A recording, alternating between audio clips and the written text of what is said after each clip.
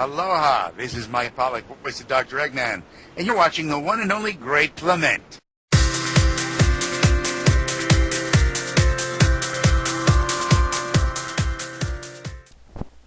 Aloha everybody, it is I, the Great Clement, and ladies and gentlemen, we are going to be looking at another Nintendo GameCube Sonic the Hedgehog game.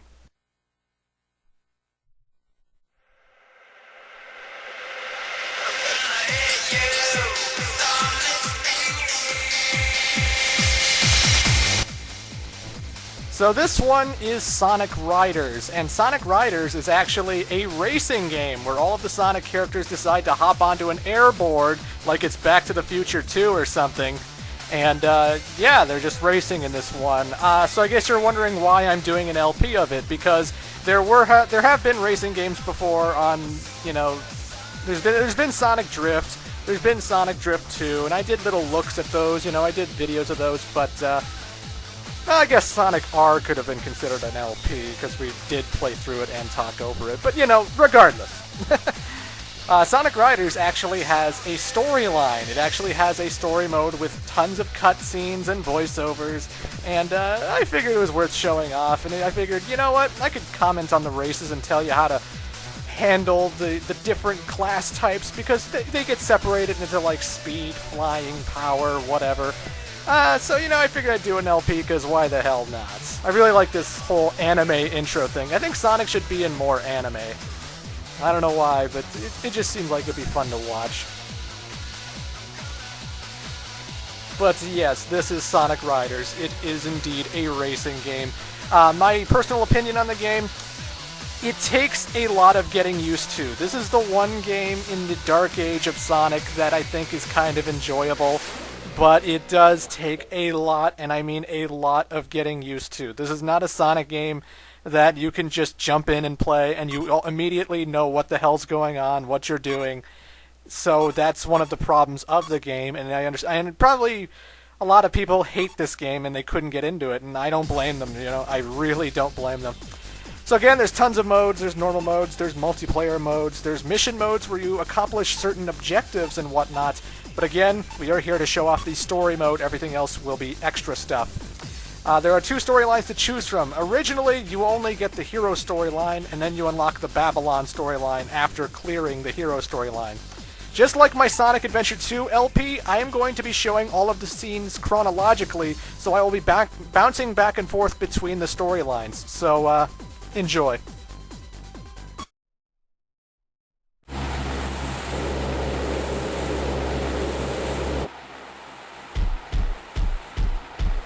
Hey, boss! We've got some major trouble! Storm, at least learn to knock before entering a room.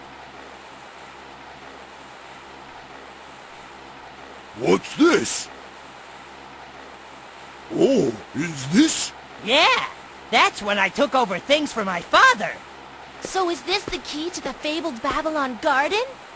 I wonder, could it be true? Could our ancestors have left behind hidden treasures that's just waiting to be discovered? If you get your greasy little hands on this, you'll probably use it in some crazy experiment of yours. Oh, come on, I only want to look at it. You always say you only want this or that. Remember the teachings of our ancestors. Be careful what you ask for. Ultimately, you'll only get 3 true wishes. Oh, be quiet! Why'd you burst in here anyway? Well, an egghead? Egg salad? No. Someone called Eggman wants to speak to you. He told me that he has an interesting proposition for you. Stop interrupting! Knock it off! Am I interrupting anything? So then, I heard you wanted to see me? Are you Jet, the legendary rogue? Your reputation precedes you. I've heard so much about your infamous group. Enough! What do you want? Well, I heard a rumor that you have the key to Babylon Garden. Now, could this be true? Huh? What's this key? Really now? You don't have to be so distrusting. Were you aware of this? I imagine not yet. The key to Babylon Garden is So let me get this straight. We just need to collect all these Chaos Emeralds, right? Sounds easy. You really think so, eh? What do you mean? Are you saying the Babylon rogues aren't capable of stealing some puny emeralds? No, of course not, but have you seen this character before? He's called Sonic and said to be the fastest creature on Earth. I've had many, many dreadful encounters with this pest. He may be the fastest creature on the ground, but in the air, with me and my extreme gear, he's just a joke!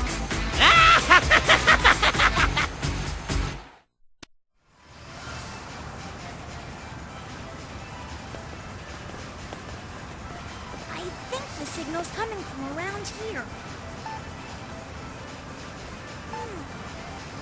That's really weird. It looks like something's jamming the radar signal. There! What's that? Sonic! The emerald's over there! All right! Now we're talking!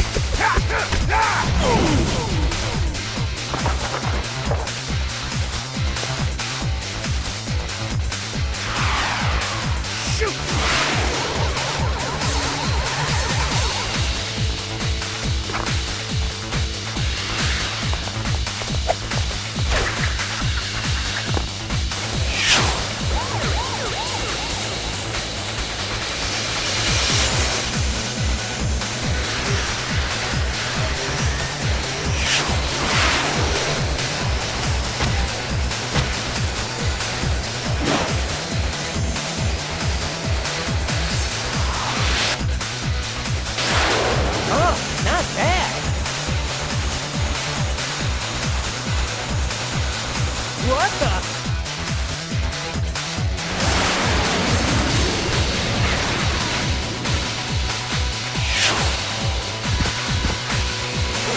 So, you're supposed to be the fastest thing alive?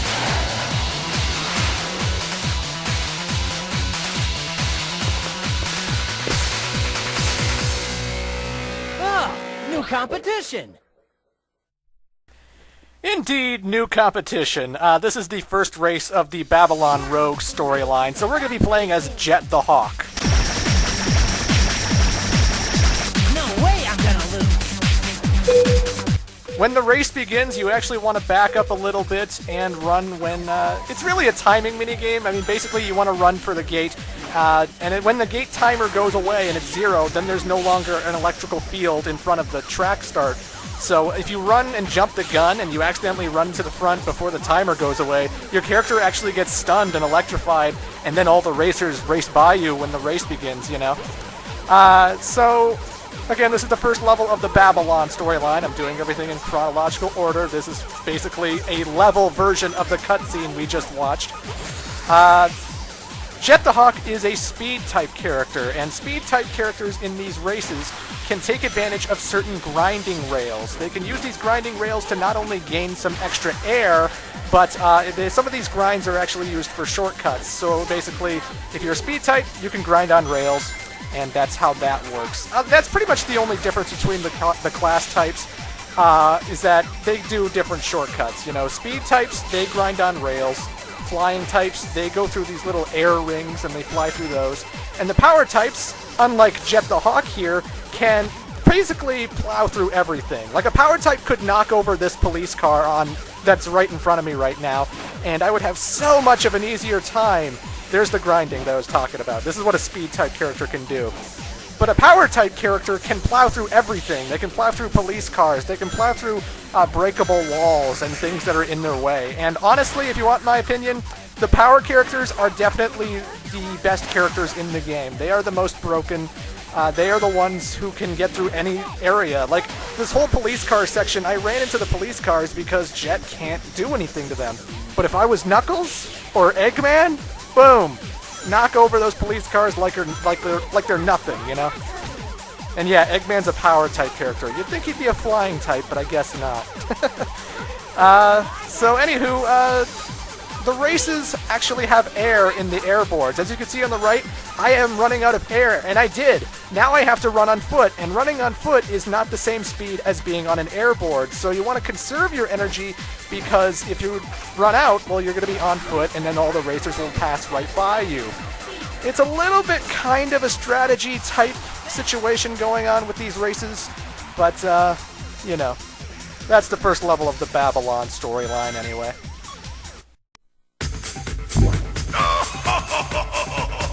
Eggman! Ladies and gentlemen, welcome everyone!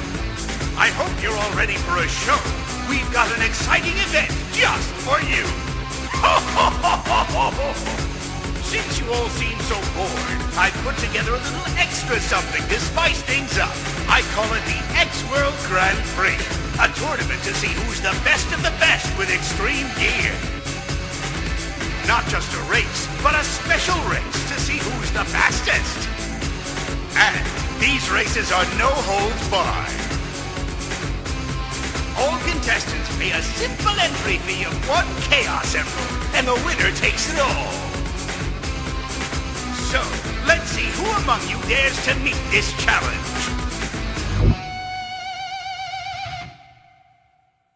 Eggman again! Just what is he up to this time? And there's more! Before I forget, I'll present the current contestants.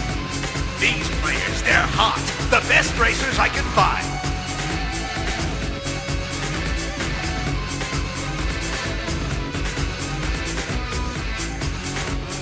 Hey, that's...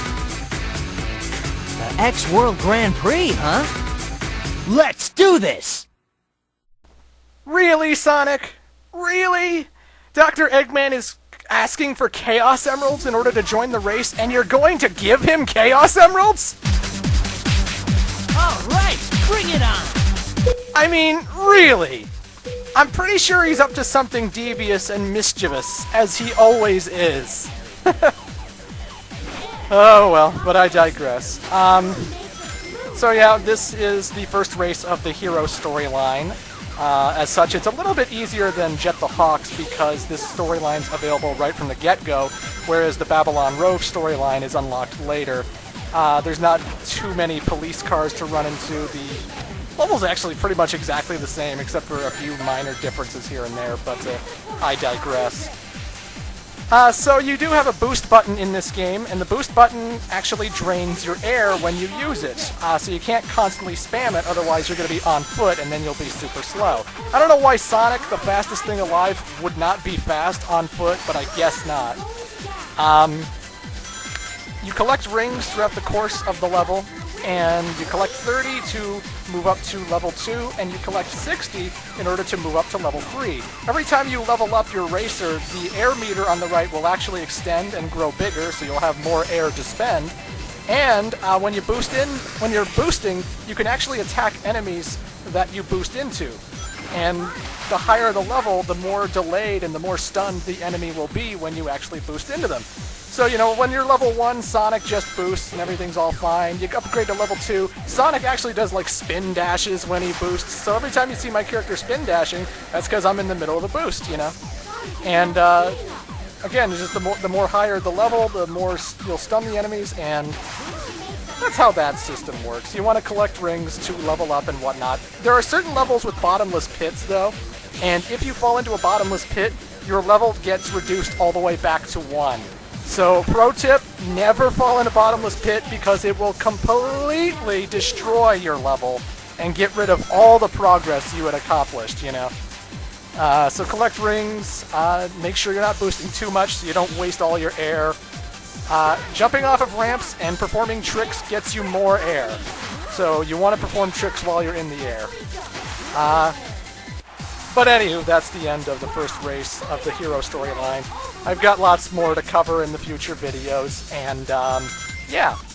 And I'll see you in part 2. Toodles.